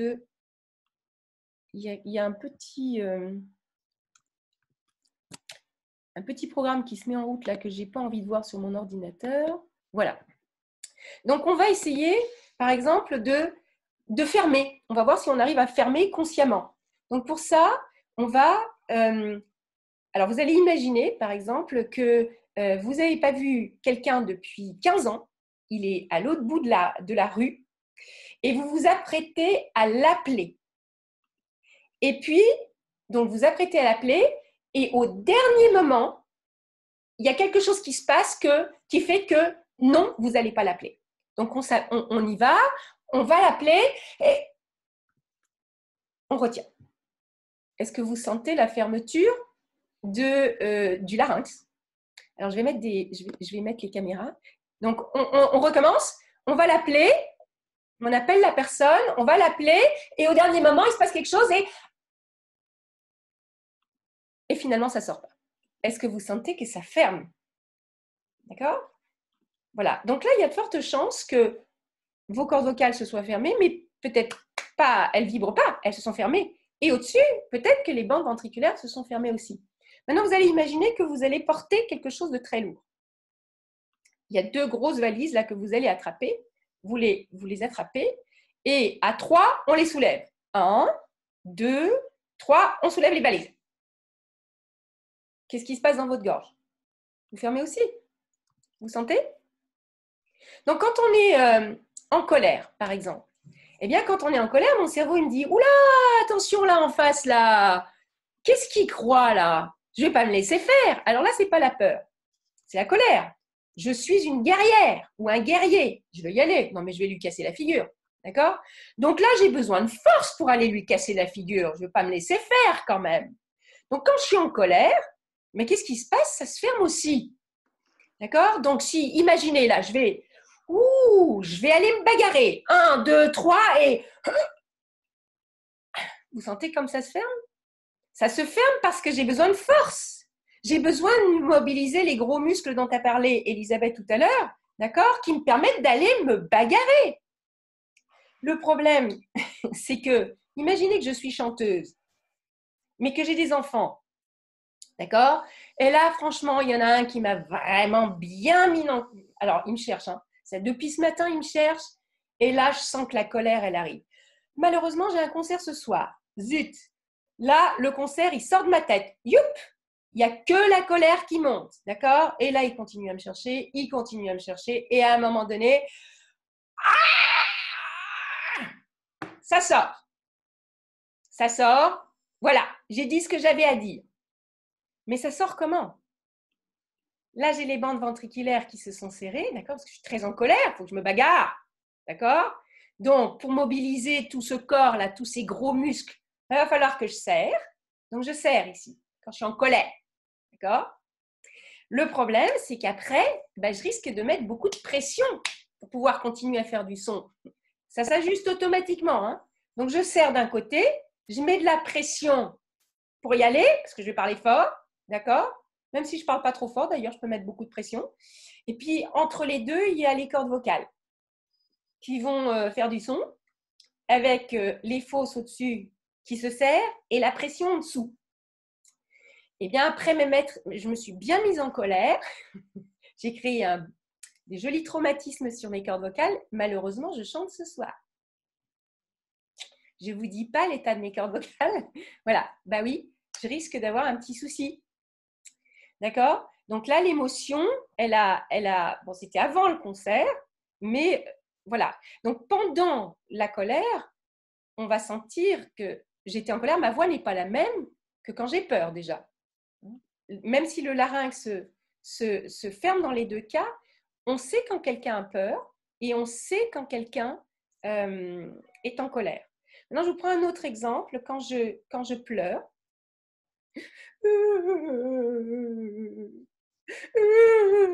le son n'est pas le même, d'accord? Il est encore différent. Et là, c'est une autre partie de mon instrument qui va prendre une certaine position, en l'occurrence le cartilage thyroïde. Donc le cartilage thyroïde, là tout à coup, quand je pleure, il va basculer. Mais par contre, mon instrument, lui, il va plutôt s'ouvrir. Alors c'est assez intéressant parce que quand je suis en colère, il va se fermer, mais pour pouvoir pleurer, en fait, il faut qu'il soit ouvert. Alors si c'est un pleur avec de la colère, là, ça sera plutôt serré. J'aurai donc une bascule du cartilage thyroïde, mais par contre, mon instrument sera plutôt serré. Si c'est un pleur avec de la peur, les bandes ventriculaires risquent de se resserrer aussi. Mais si c'est juste de la tristesse, et souvent d'ailleurs, on peut se mettre vraiment à pleurer quand on a lâché prise, c'est-à-dire quand il n'y a plus la colère, quand il n'y a plus la peur, quand il n'y a plus l'angoisse de paraître nul, il ne faut pas montrer ma tristesse, il faut que je me retienne, etc., etc. Quand je lâche prise, là, tout à coup, il y a le pleur qui sort. Mais qui sort, et puis ça dépend depuis combien de temps je retiens le pleur, ça peut être l'inondation. D'accord? Donc, mais pour ça, il faut que mon instrument se soit ouvert. Et j'ai aussi le cartilage thyroïde qui a basculé, qui a étiré un peu les cordes et on va entendre que je pleure. Mais il se trouve qu'on a des neurones miroirs et que grâce aux neurones miroirs, si l'émetteur donc va positionner son instrument d'une certaine manière, eh bien le récepteur risque de ressentir ça. Donc ces neurones miroirs vont lui permettre de ressentir et son instrument risque de commencer à se positionner de la même manière, ce qui va me permettre aussi de comprendre, d'analyser que, ah tiens, là je ressens par exemple que ma gorge se serre. Donc je vais avoir l'information parce que mon corps réagit par imitation. Donc ça va me permettre d'être en empathie et de sentir que l'autre est peut-être triste, que l'autre est peut-être en colère, que l'autre a peut-être peur. Donc ça aussi, ça va me permettre de positionner mon instrument de la même manière et du coup, de ressentir et d'adapter aussi, du coup, ma réaction à ce que je ressens.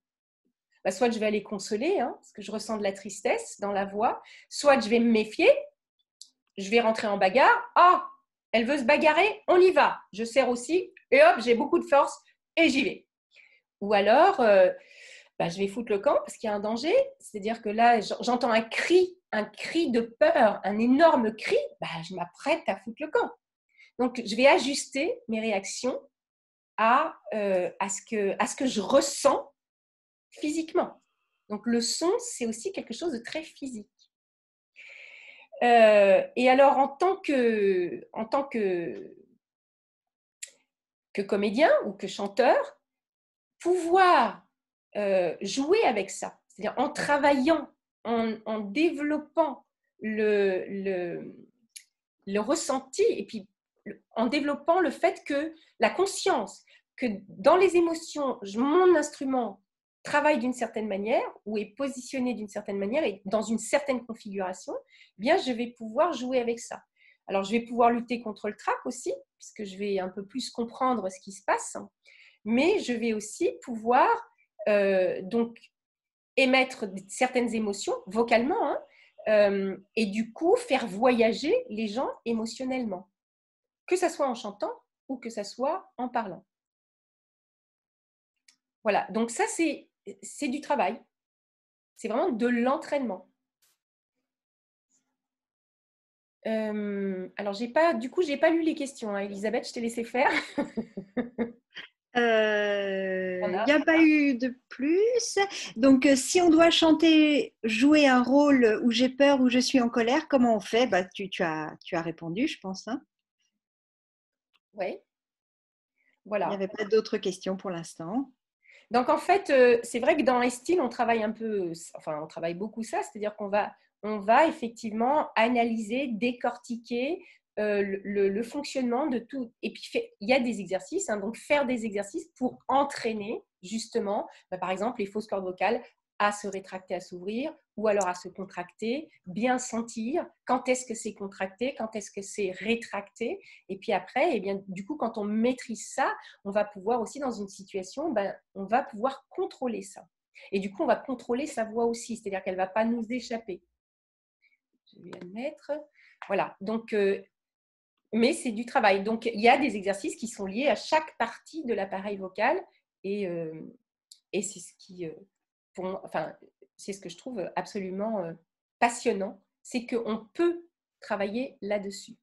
Alors, par rapport à la question aussi quand on a une voix très travaillée, on peut ne pas ressentir d'émotion. Pour moi, il y a aussi souvent une confusion entre la technique et l'artistique. C'est-à-dire qu'on peut être un virtuose techniquement, on peut savoir fabriquer 25 couleurs, et puis artistiquement, ça ne veut pas dire qu'on est très créatif ou qu'on est un bon artiste. On va être un bon technicien.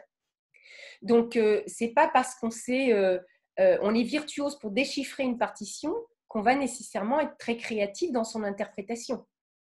On peut être virtuose dans le fait de, par exemple, pouvoir produire des sons qui sont très aigus ou pouvoir sauter de l'aigu au grave, etc. On peut être un virtuose rythmiquement aussi, c'est-à-dire chanter très vite des vocalises qui sont extrêmement compliquées, mais pour autant, on ne va pas nécessairement, alors on peut faire les deux, on ne va pas nécessairement au niveau de l'interprétation ou de l'émotionnel savoir travailler ça. C'est-à-dire que ce n'est pas parce qu'on sait faire l'un qu'on sait faire l'autre. C'est des choses qui se travaillent séparément, à mon avis. Voilà. Donc, l'interprétation, trouver les couleurs, jouer avec les couleurs, etc., c'est une chose qui est différente que de savoir, de savoir chanter des choses très, très difficiles techniquement, on va dire. C'est deux choses qui se travaillent séparément. Alors, autre question, beaucoup d'élèves en atelier théâtre ont des difficultés à rire. Un exercice à proposer? Alors, le rire, par exemple, quand on rit, on n'a pas besoin de se protéger. Donc, dans les émotions, dans ce que disait Elisabeth au début, quand on bâille, donc c'est l'exemple qu'a donné Elisabeth, là, on est très détendu, on n'a pas besoin de se protéger. Si on n'est pas détendu, d'ailleurs, on ne peut pas bâiller. Dans le rire ou le bien-être, les émotions voilà, les émotions de bien-être, de plaisir, de joie, etc., le cerveau ne va pas, du coup, donner l'information qu'il faut protéger. Donc là, on est dans le cas où le larynx doit être grand ouvert. Il est grand ouvert. Ce n'est pas qu'il doit l'être, c'est qu'il est grand ouvert. On n'a pas besoin de protéger, on n'a pas besoin de se protéger. Donc déjà, un rire qui est forcé, ça risque d'être un rire où on n'a pas ouvert. On n'a pas ouvert la tuyauterie. Donc pour ouvrir la tuyauterie, déjà, ce que vous pouvez faire, c'est inspirer, expirer sans faire de bruit. Du tout.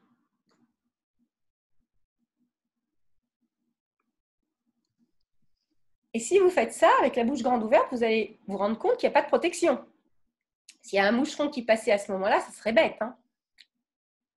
Il n'y a pas de protection. La tuyauterie est grande ouverte. La gorge est grande ouverte. Vous le sentez?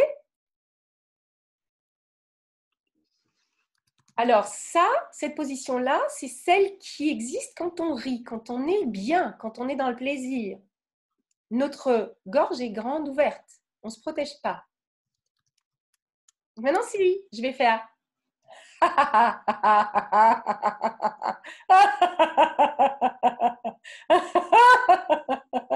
Gardez la gorge grande ouverte. Et essayez de rire. Essayez de rire avec la gorge grande ouverte. Maintenant, si vous faites là, j'ai resserré. Est-ce que vous y croyez? Imaginez que vous portez vos valises. Donc ça sert. On porte les valises, on essaie de rire en même temps. Essayez. Est-ce qu'on y croit? Non, ça sert. Donc il y a quelque chose qui sert et qui me dit, bah non, on n'y croit pas. D'accord? Parce qu'un vrai rire, ça doit être ouvert. Ok? Donc on recommence. On inspire, on expire sans faire de bruit. Et puis on va faire.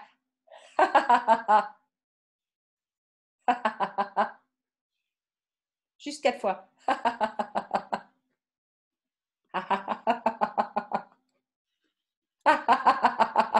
Maintenant, on va aller un peu plus loin.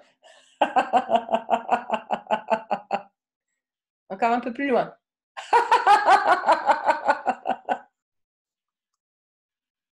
Maintenant, on va faire sans le son. On va rire, mais imaginez qu'on est dans un endroit où il ne faut pas rire. Il ne faut pas rire, il ne faut pas qu'on nous entende. Il ne faut pas qu'on fasse de bruit. D'accord? Donc, on va rire en silence. Mais c'est grand ouvert.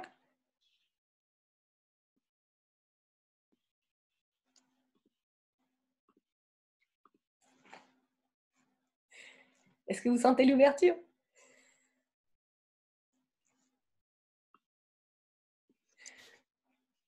Ça va? Ça va comme exercice? Ça vous va? Ok, super.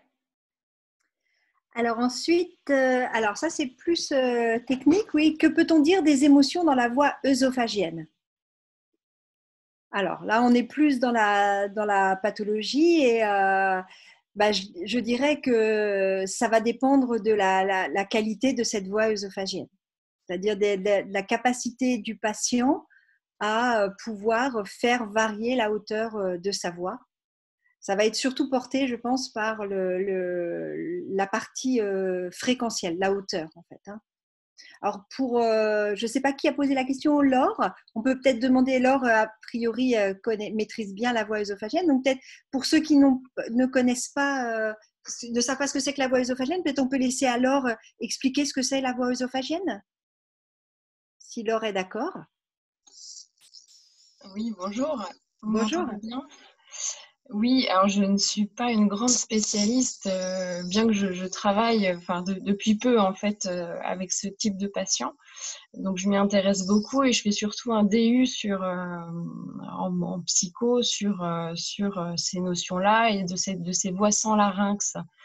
Voilà, donc je me posais vraiment la question de comment, effectivement, je me pose beaucoup la question du bruit, parce qu'on est vraiment sur du sans-son au début, hein, parce que pour arriver à cette voix œsophagienne, c'est quand même un énorme travail, y compris pour moi qui la pratique, enfin qui la travaille depuis peu. Donc c'est très très compliqué et je me posais voilà la question de comment les émotions peuvent transparaître. Je trouve que c'est difficile justement de laisser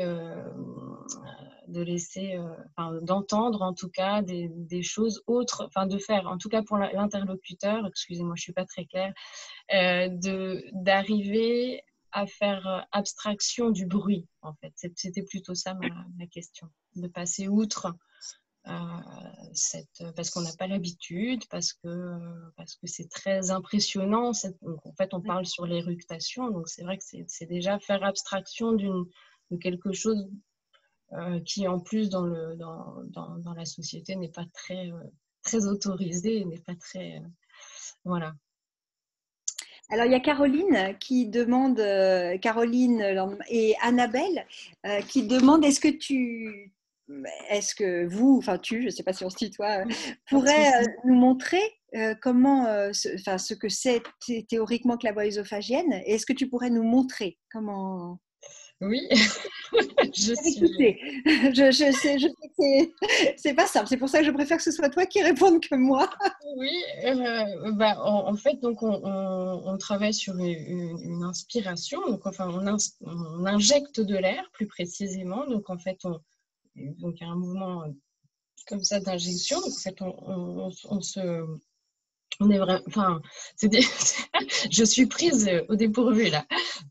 On injecte de l'air comme enfin, il faut apprendre à rôter de façon volontaire. En fait, c'est vraiment ça. On injecte une petite quantité d'air et ensuite, donc là, ça évidemment, ça ne vient pas. Les émotions sont… Et c'est vrai que je le vois très souvent. Donc là, je pense que je suis impressionnée et que je ne veux pas rôter devant vous. Donc, il y a, je pense, une barrière comme ça, donc ça viendra plus tard, mais c'est vrai qu'il faut dépasser tout notre conditionnement, je dirais, social, pour arriver voilà, à faire sortir un son grâce à la bouche œsophagienne, en fait.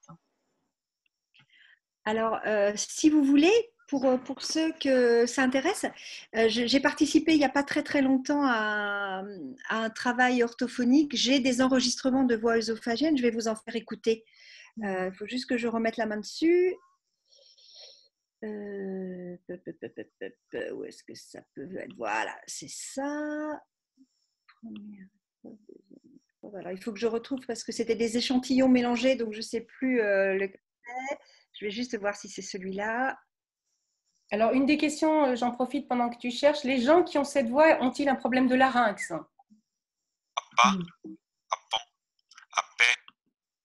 Oui, bien sûr, ce sont la voix œsophagienne, elle est pour des gens qui n'ont plus de larynx. Donc, en fait, on va leur apprendre un moyen de produire de la voix, mais le vibrateur n'existe plus. Il n'y a plus de cordes vocales qui peuvent produire la voix. Donc, on va se servir, on va créer un nouveau vibrateur qui va se faire au niveau du pharynx. C'est les parois du pharynx qui vont se mettre à vibrer pour produire la voix. Et donc, forcément, la voix produite, c'est plus une voix de corde vocale. Donc, quand on disait tout à l'heure, dans notre imaginaire, forcément, il y a un premier, je dirais, effet de surprise, c'est que cette personne, quand elle va s'exprimer, elle ne produit plus de la voix liée à ses cordes vocales. Elle produit de la voix liée à une autre partie de son appareil, de son corps. Et là, je vais vous faire écouter ce que ça donne. J'ai retrouvé un échantillon. Je vais mettre le son à fond. Voilà.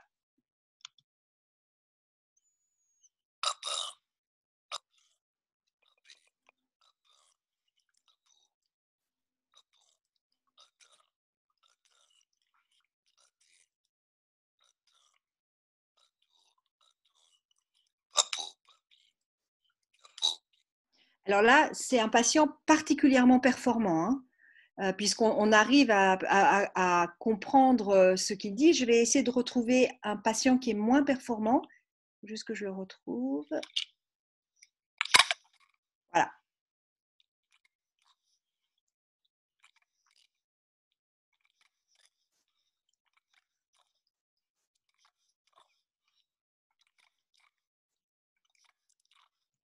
Voilà, donc ça, c'est un patient qui est en début d'apprentissage de la voix œsophagienne. Donc, vous voyez, ça fait presque une voix un petit peu de grenouille. En fait, on entend un bruit humide.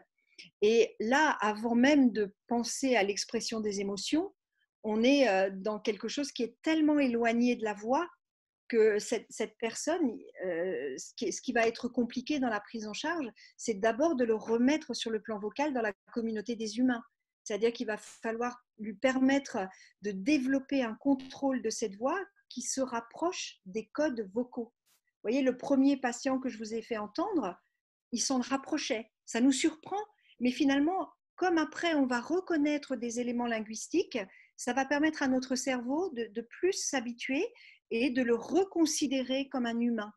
La seconde personne, c'est compliqué parce que c'est tellement éloigné et d'autre part, comme il ne maîtrise pas encore cette voix, eh bien, on est dans un sentiment d'étrangeté, on ne comprend pas et avant même de percevoir des émotions chez lui, on en est tellement loin en fait. Vous voyez, il y a un effort d'accordage qui est extrêmement difficile à faire de la part du patient parce que lui, il faut qu'il se débrouille avec un nouveau corps vocal, et de la part de celui qui écoute, parce que ce qu'il entend est tellement éloigné de ce que l'on connaît de notre voix que cet accordage est très difficile à faire.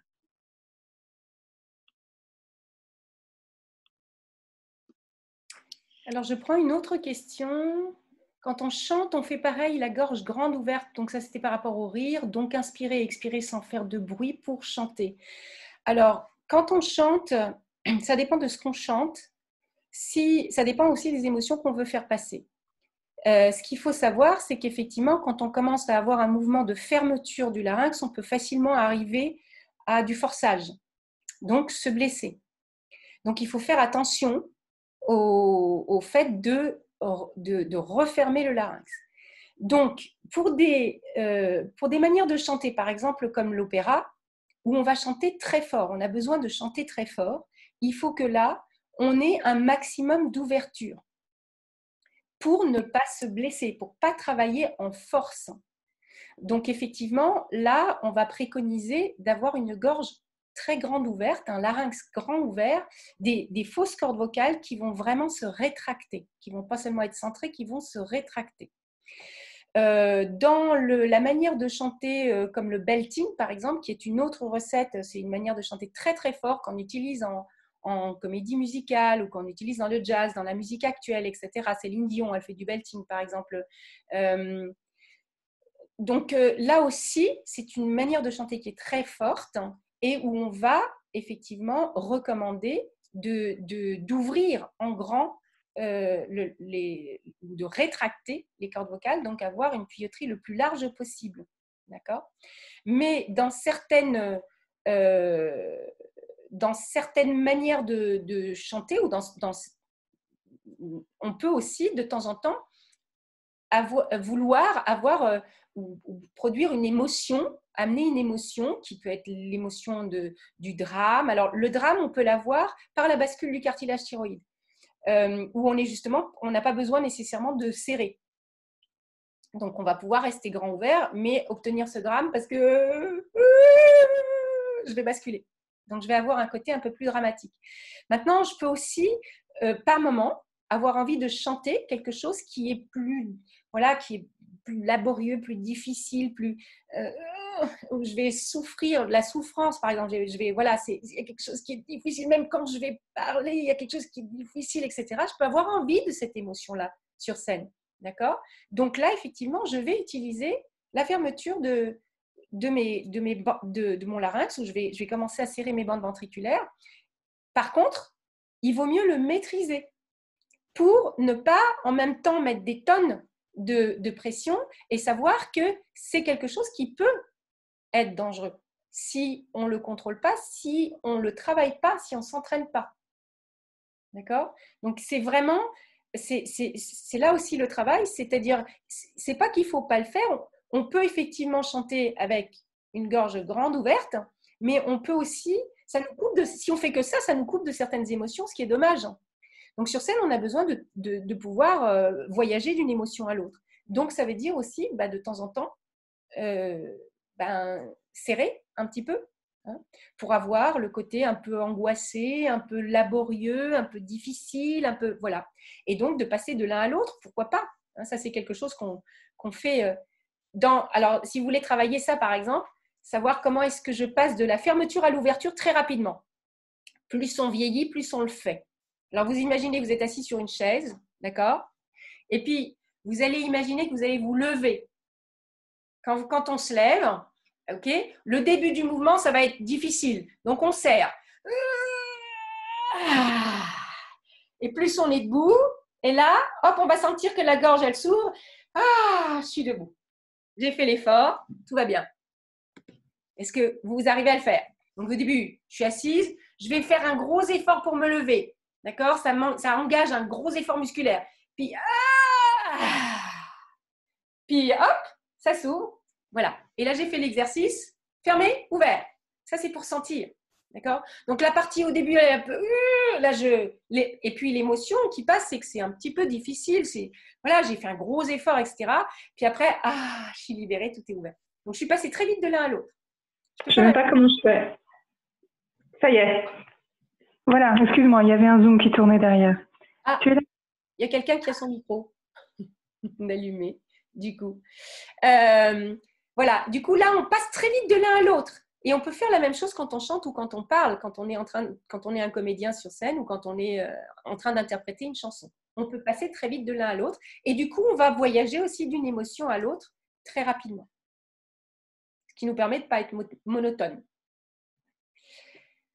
Alors, autre question. Sur le sujet du trac, est-il possible de préciser la fermeture qui peut se passer au niveau de l'épiglotte et le fait que ça remonte? Y a-t-il un exercice pour contrôler ça? Alors, au niveau du trac, oui, le trac, c'est ce que je disais tout à l'heure, c'est que c'est une peur. Le cerveau dit attention, danger. Même si c'est des petites peurs, hein, c'est peur d'être jugé, peur de mal faire, peur, oui, qu'on me lance des tomates ou des œufs, etc., etc. Donc, c'est des petites peurs. Et donc, mon cerveau va provoquer la fermeture. OK? Donc, alors, je peux travailler dans les deux sens, hein. Donc, il y a beaucoup de coachs vocaux qui vont travailler sur des petits exercices de mise en confiance où on va avant de monter sur scène, on va faire par exemple, on va dire, allez, on va s'applaudir, yes, yes, yes, yes, yes, yes, yes, yes, yes, yes, yes. Vous faites ça, ouais, on se met en condition, etc. Là, je donne une information à mon cerveau que tout va bien, je suis une battante, je vais faire, etc. C'est une manière de faire. Maintenant, si je veux me concentrer un peu plus sur mon instrument, ça va être effectivement de travailler sur l'ouverture. Inspirer, expirer sans faire de bruit pour bien sentir. J'inspire, j'expire sans faire de bruit. Ensuite, je vais faire un son en restant ouvert. Donc, je vais faire Ah, Ah, Ah. Et je sens que ça reste ouvert. Ah, peut-être je peux changer de voyelle pour voir si j'arrive à rester ouvert. Hey, hey. Je peux peut-être le faire sur un I pour voir si ça reste ouvert. I. Peut-être que je peux le faire sur un O. Oh. Oh. Et je garde cette sensation-là. OK? Ce que je peux faire aussi, c'est qu'au niveau de ma posture, d'accord, c'est que mon corps soit aussi dans une posture qui va me permettre d'être plus solide. Puis d'avoir du coup un cou qui peut rester plus ouvert. Parce que si je suis comme ça va être plus compliqué de rester ouvert. Donc là aussi, je peux améliorer les choses, par exemple, simplement en me redressant. Et du coup, je donne aussi une information différente à mon cerveau si je me tiens droit et si je suis ancrée, que si je suis complètement avachie ou que si je me protège. D'accord? Et quand je lève mes épaules, quand je suis stressée, quand j'ai le trac, ce qui peut arriver, c'est que mes épaules, elles montent. Et si elles montent, elles me protègent. Hein? D'accord? Là, je vais entourer le cou, là, hop, je me protège. Alors, je vais descendre mes épaules. Je descends mes épaules. Je n'ai pas besoin de me protéger. Je dis à mon cerveau, regarde, mes épaules, elles sont en bas, tout va bien. Voilà. J'ai descendu mes épaules. Je me tiens droit. Je suis bien droite sur mes pieds. Donc, au niveau de la posture, déjà, mon cerveau, il n'a pas la même information. Je ne vois pas le monde de la même manière quand je me tiens comme ça. D'accord? Donc là, je ne me protège pas, je peux rester ouvert. Donc, je me tiens bien droite. J'inspire, j'expire sans faire de bruit. Et puis, je vérifie qu'il n'y a pas de danger. Tout va bien. Il n'y a pas de moucheron, tout va bien. Voilà, je donne une information à mon cerveau, là, tout va bien, regarde, c'est tout ouvert, il n'y a pas de danger, tout va bien. Puis je vais faire ce son. Je peux rire aussi. Je peux faire un petit exercice de rire.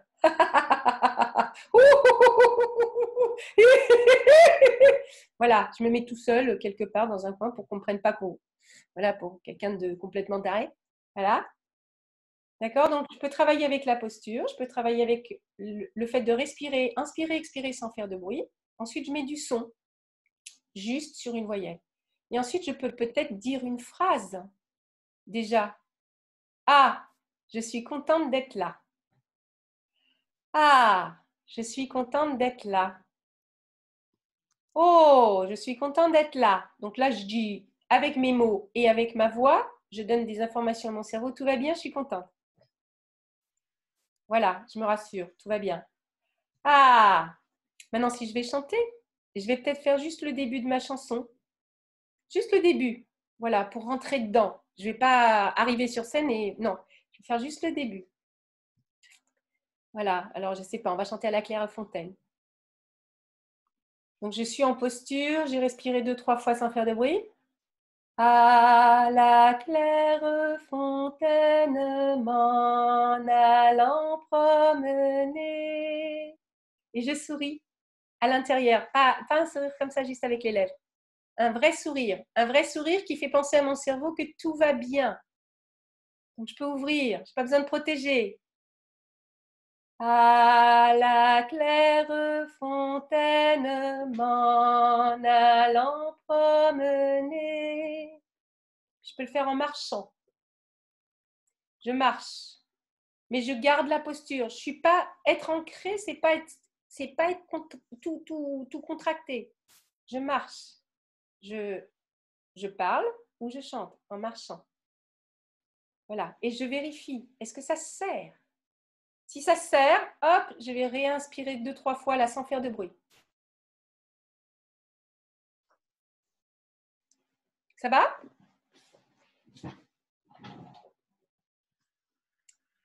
C'est des petits exercices. Il y en a d'autres, hein?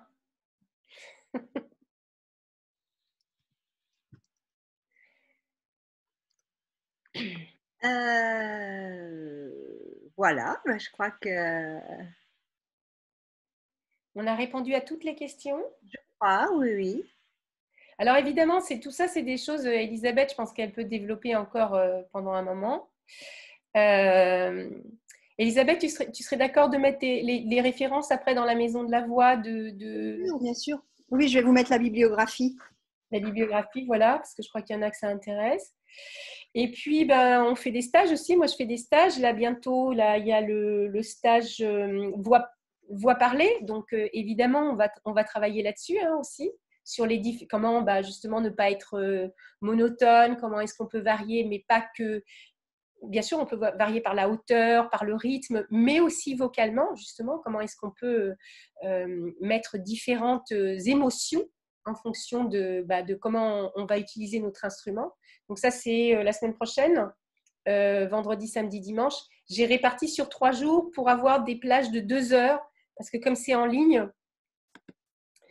pour que vous puissiez vous reposer entre les sessions. Donc, c'est le vendredi soir 2 heures, samedi il y a 2 heures et 2 heures le matin, 2 heures l'après-midi, donc 10h midi, 14h, 16h. Et le dimanche, c'est 10h midi, 18h, 20h, donc pour avoir l'après-midi. Voilà, il y a aussi… oui, il y a une conférence de présentation et style jeudi à 18h, de 18h à 20h. Donc là, je vais un petit peu plus rentrer dans toutes les… voilà, de ce que c'est que le travail et style. Hein, voilà. Et puis, il y aura une conférence avec Emmanuel Trinquès. Ça, c'est la semaine d'après. Je crois que c'est aussi jeudi 18. Hein. je vous donne toutes les informations. Bon, qui elle a aussi beaucoup travaillé sur des choses très intéressantes. Voilà, de 18h à 20h. Et puis, il y a un nouveau stage belting pour ceux que ça intéresse, le jeudi 25. Alors, j'ai déjà quelques personnes. Voilà, le jeudi 25, toute la journée. Et pour le moment, je crois que c'est tout. J'ai rien oublié. Si vous avez envie, enfin, si vous appréciez notre travail, eh bien, vous pouvez déjà inviter d'autres personnes dans la Maison de la Voix. Si chacun invite 1, 2, 3 personnes, ça fait tout de suite plus de monde. Et puis, vous pouvez aussi nous mettre un avis dans Google. Donc, nous mettre 5 étoiles et puis nous mettre un avis parce que pour nous, ça nous permet d'être référencés. Donc, c'est une manière simple de nous aider. Voilà. C'est tout ce que j'ai à dire pour le moment. Et puis, ce que je vais faire… Elisabeth, tu veux rajouter quelque chose ? Non, j'espère que je ne vous ai pas trop perdu dans la première partie parce que c'est très compliqué et donc c'est difficile non pas à simplifier parce que c'est pas ce que j'ai essayé de faire, mais en tout cas de traduire en essayant de mettre à la portée de compréhension de tout un chacun. Donc voilà, j'espère. En tout cas, si vous avez des questions, voilà, moi j'y répondrai avec vraiment beaucoup de plaisir. Et puis, comme vous l'avez certainement remarqué, c'est un sujet qui me passionne, notamment la partie du bébé, puisque moi, j'ai fait ma thèse sur le tout petit, l'entrée dans le langage du tout petit. Et donc, c'est quelque chose que je continue beaucoup à travailler. Donc, voilà, pourquoi pas à un moment faire aussi quelque chose à partir de ça. Alors, je vais remettre le micro à tout le monde, comme je le fais traditionnellement, pour qu'on puisse entendre vos voix avant de se quitter.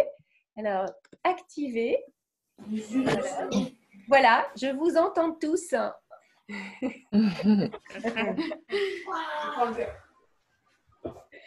En tous les cas, il y en a qui sont fidèles, hein, je les vois à chaque conférence, c'est super. Puis d'autres, des nouveaux que j'ai vu arriver, c'est super aussi.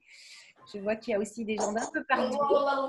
Mais je lui fais ça et voilà, donc là, je vous vois tous. Donc, écoutez, moi, je vais faire comme d'habitude. Hein, je ferme la salle. Hein.